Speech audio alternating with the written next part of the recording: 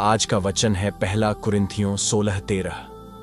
यह वचन कहता है कि जागते रहो, विश्वास में स्थिर रहो, पुरुषार्थ करो, बलवंत हो। यह एक ऐसा वचन है जो धार्मिक जीवन में एक सहायक मार्गदर्शन प्रदान करता है। यह वचन उन गुणों को संज्ञान में लेता है जो एक विश्वासी को सही दिशा में चलने में सहायक होते हैं। यह एक प्रेरणादायक उपदेश है जो हमें धार्मिकता, संकल्प और साहस की आवश्यकताओं को समझाता है। चलिए हम इस वचन के अंदर छिपे महत्वपूर्ण अर्थों का विश्लेषण करते हैं। पहला है जागरूक रहो, यानी जागते रहो। यह वचन आत्मिक जीवन में सतर्कता और चौकसी के महत्व को जोर देता है।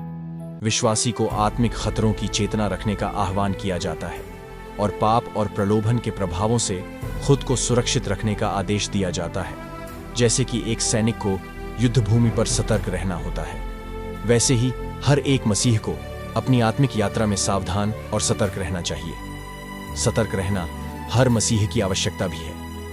यह सतर्कता हमें यह अंतर करने की क्षमता देती है जो सत्य और असत्य के बीच, प्रभु यीशु की ओर दुनियावी बातों के बीच में होती है।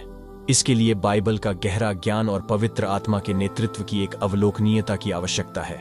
इसीलिए प्रभु यीशु के पवित्र वचन में सतर्क और विवेकी होने के द्वारा विश्वासी झूठी शिक्षाओं या विचारधाराओं से धोखा नहीं खा सकते। वे परमेश्वर के वचनों में निष्ठावान रह सकते हैं। दूसरा है विश्वास में स्थिर रहो। यह भाग हमें प्रभु यीशु के प्रति विश्वास में स्थिर रहने की प्रेरणा देता है। धार्मिक जीवन में निरंतर आत्मनिरीक्षण और प्रार्थना के माध्यम से हमें अपने विश्वास को मजबूत बनाए रखना चाहिए। जीवन के हर क्षण में परमेश्वर के साथ होने की दृढ़ और अटल आस्था हमें सभी परिस्थितियों में सामना करने में सहायक होती है। यह आज्ञा एक विश्वासी जीवन के विश्वास की महत्वपूर्णता को बताती है। विश्वास मसीहियों के जीवन का आधार है। विश्वास में स्थिर रहना परमेश्वरीय जीवन का मतलब है कि हमें अपने परमेश्वर के भरोसे में दृढ़ रहना है। विश्वास में स्थिर रहना प्रभु में हमारे साहस को बढ़ाता है।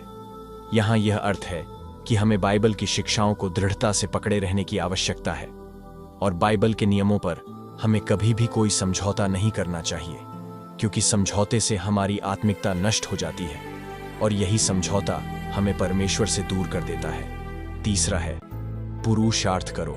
इसका अर्थ है कि हमें अपने लक्ष्यों को प्राप्त करने के लिए कड़ी मेहनत करनी चाहिए। यह उपदेश सफलता के लिए हमें निरंतर प्रयत्नशील रहने की प्रेरणा देता है। इसीलिए हमें अपने धार्मिक और सामाजिक दायित्वों को पूरा करने के लिए उत्साहवान और संघर्षशील रहना चाहिए। किसी भी कार्य को पूरा करने के लिए हमें प्रयत्नशील रहना चाहिए, चाहे वो धार्मिक सेवा हो या फिर समाज सेवा। चौथा है बलवंत हो। इसका अर्थ है कि हमें मानसिक, शारीरिक और आत्मिक रूप से मजबूत बनने का प्रयास करना चाहिए। यह उपदेश हमें साहसी और निडर बनने की प्रेरणा देता है।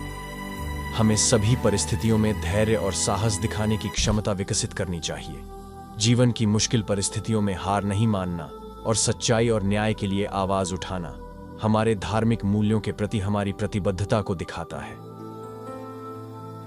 अतः इस वचन का मूल अर्थ यह है कि हमें अपने विश्वास पर दृढ़ रहकर, परमेश्वर की सेवा में प्रयत्नशील रहकर और हर परिस्थिति में साहसी रहकर आगे बढ़ना चाहिए। यह एक अच्छा मार्गदर्शन है जो हमें धार्मिक और आध्यात्मिक जीवन के लिए साहस, स्थिरता और प्रेम के साथ जीने की प्रेरणा देता है। हालेलुया।